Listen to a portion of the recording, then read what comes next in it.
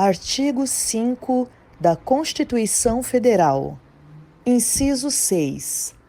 É inviolável a liberdade de consciência e de crença, sendo assegurado o livre exercício dos cultos religiosos e garantida, na forma da lei, a proteção aos locais de culto e às suas liturgias. Inciso 8. Ninguém será privado de direitos por motivo de crença religiosa ou de convicção filosófica ou política, salvo se as invocar para eximir-se de obrigação legal a todos imposta e recusar-se a cumprir prestação alternativa fixada em lei. E é triste, porque a pessoa vai pecando, tá vendo que não tem consequência alguma, entre aspas, no mundo espiritual o pau tá torando, e uma hora essa conta chega, e ele acha que nada acontece. Aí começa a achar que Deus não existe, porque Deus não é um Deus punitivo, né? Hoje, se você transgredir uma lei de trânsito, o que você vai receber? Uma multa. Se você transgredir uma lei federal, você vai preso. Mas se você pecar, de imediato, o que acontece? Botar uma aspa, nada. Só que no mundo espiritual isso tem peso, principalmente se você é conhecedor da palavra. Você está entendendo? E hoje, algumas igrejas, não vou falar todas, fazem o que, vou dizer, na minha profissão acontece, como lutador. Não prega uma palavra um pouco mais firme, com medo de perder o crente. Porque ele quer ouvir palavra de conforto, que Deus é amor, que Deus faz, que Deus dá, que Deus vai fazer maravilhas, mas ele esquece que ele tem obrigações. Essa parte não tem na Bíblia. Na nossa área, que é a luta, muitos não cobram execução de golpe, não puxam um aquecimento mais forte, com medo de perder aquele cliente, aquele aluno. Porque hoje tem muitos professores, alguns bons, alguns ruins, mas ele não acredita que pela fé, pelo trabalho dele, ele vai conseguir alunos. Então ele prostitui a aula. A pessoa está batendo tudo errado, e ele, não, está certo, está maravilhoso, você é um campeão mundial. Não é assim. Eu, pelo menos, não sou assim. Mas você vê as academias cheias, com uma qualidade técnica muito baixa, principalmente quando se vai fazer um exame de graduação. Você paga, você passa. Nós que somos profissionais liberais, autônomos, não temos 13º, não temos férias. Quando você faz um exame de graduação que entra um dinheiro a mais, seria como você ganhar férias e 13º. Então, alguns professores descobriram isso e põem um máximo de aluno para fazer exame. Não importa se ele está apto ou não, o importa é que vai entrar dinheiro. E aí ele vai fazendo isso. Não, nós, como federação, não temos poder de polícia, como o CREF, para embargar, só podemos repudiar. E aí nós fazemos um trabalho mais rígido, mais firme, já não temos tantos alunos como as outras academias oferecem. Mas não damos o braço a torcer, porque quem nos sustenta é Deus. Então, para onde estamos caminhando, se você olhar todas as áreas hoje, é o jeitinho, não, eu conheço alguém, não tem mais aquela postura de você ser honesto, de fazer o que é certo. Você faz o que é bem para você. Se você puder furar uma fila, você vai. Se você puder usurpar uma documentação, faz. Se você conhece alguém que trabalha em algum lugar, você vai ligar para essa pessoa. Eu já fiz muito isso. Em área médica, preciso marcar uma consulta.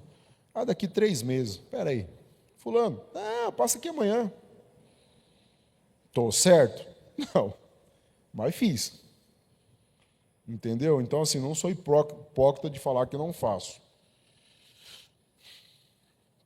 Os jovens crescem vendo esse modelo. Aí vai o pai cobrar o filho, e o filho, mas você faz. Você está falando de mim, mas você faz. E aí?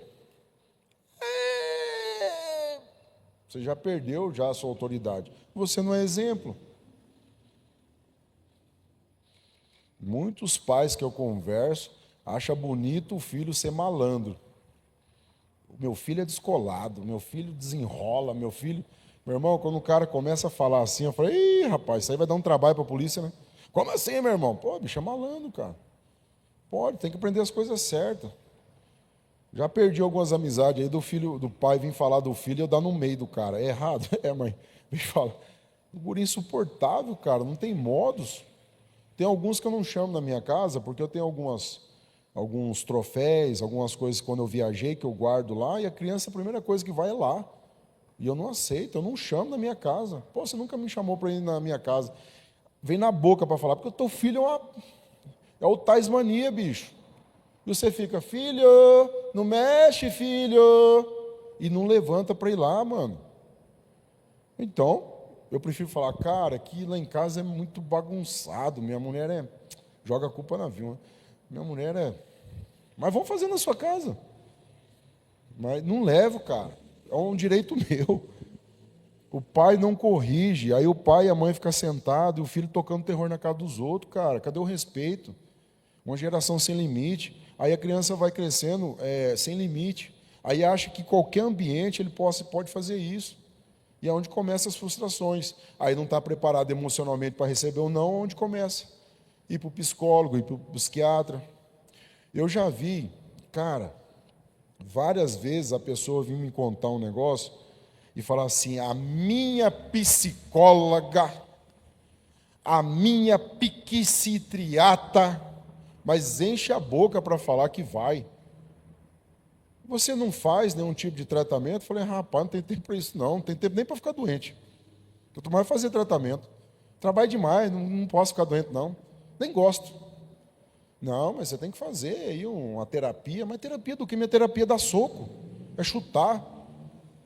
Não precisa disso não, cara. Eu sou de 1900... Aí eu brinco, eu sou de 1980. É um tanque de guerra inabalável. Não tem estranho não.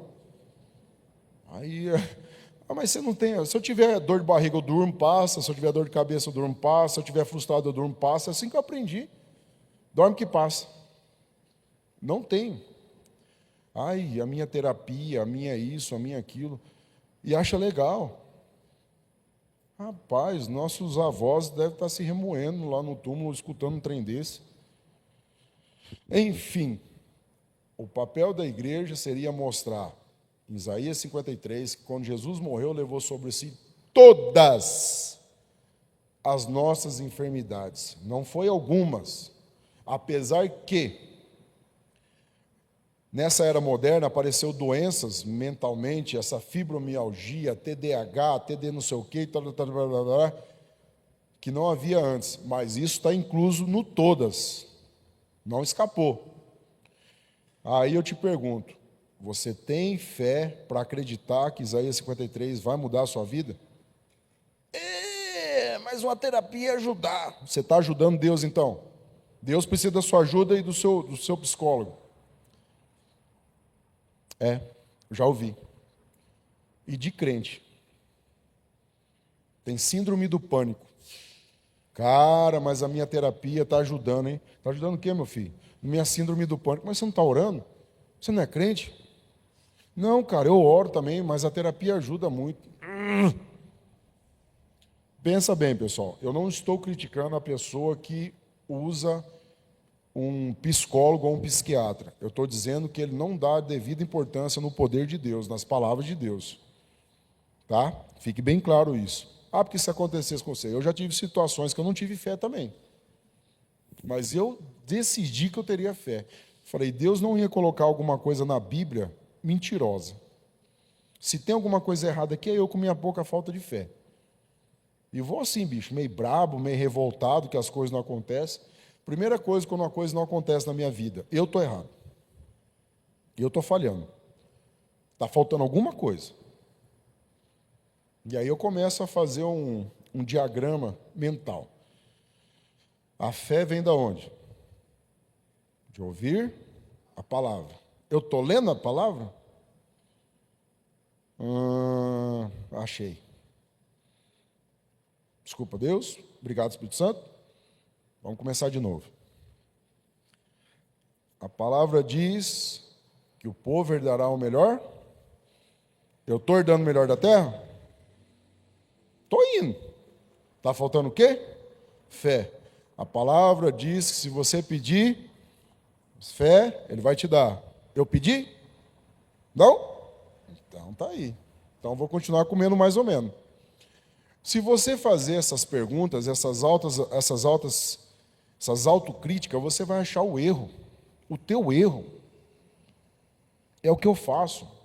Eu monto um protocolo na minha cabeça, você pode usar, não vou patentear, que você identifica o erro, mas você vai chegar sempre à conclusão que nunca é Deus. Você pode ter certeza. Não está indo bem na saúde? Você está errando. Não está indo bem nas finanças? Você está errando. Você não está bem na sua casa, no seu casamento? Você ou sua esposa está errando, mas eu acredito que seja você. Em qualquer parte, não está frequentando a igreja. A igreja fechou? Não. A igreja abre de madrugada? Não. Eu não estou indo. É você o errado. Não tem jeito, cara. Se você for por aqui é você, se você for por aqui é você, se você for por aqui. As coisas são simples, mas nós temos um negócio de não, porque estou passando umas lutas aí.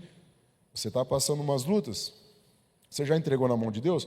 Não. Mas por que você não entregou na mão de Deus? Ele não resolve?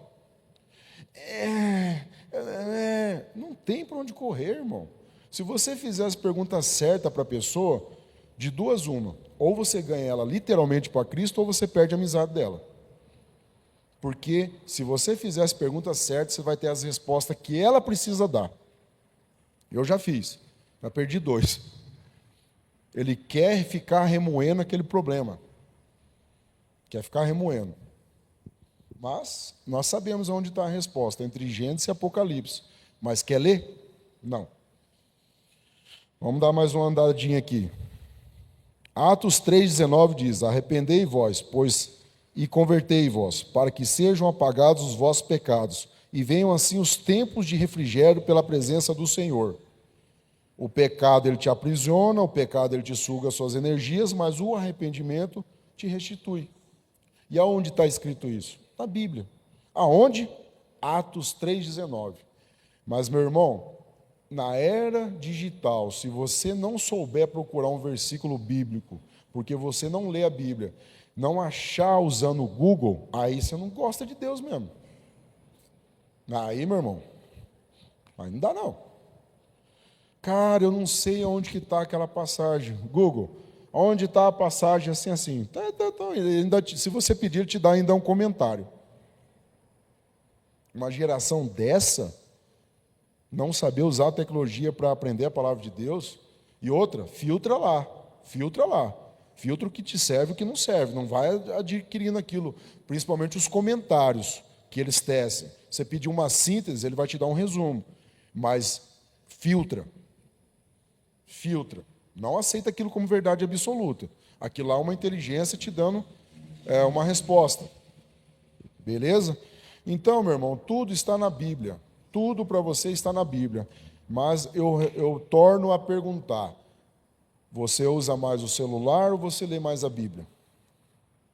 Se você vê mais o celular, você não vai conseguir essas respostas.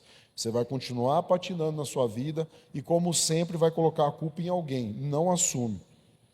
Se você fizer o protocolo, vamos achar o erro, você vai ver que é você. Mas você tem coragem de fazer e assumir a culpa? Você tem, olhar no espelho e falar: cara, você é burro. Deus deixou tudo escrito, por que você não lê, cara? Quando você lê, por que você não acredita?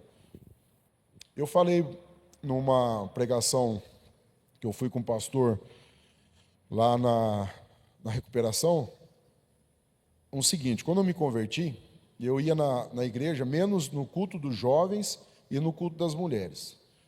Quase todos os dias eu ia, de 7 eu ia 5. Era muita informação. Então você via testemunhos, você via relatos de pessoas que venceram em todas as áreas, saúde, financeira, muita a área financeira, saúde, cânceres terminais, doenças incuráveis.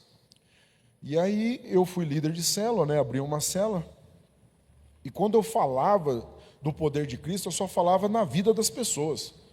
E foi 6 meses, foi 8 meses, foi 1 ano, 2 anos, e eu continuava dando os mesmos testemunhos das pessoas. E eu reparei que na minha vida não tinha mudança.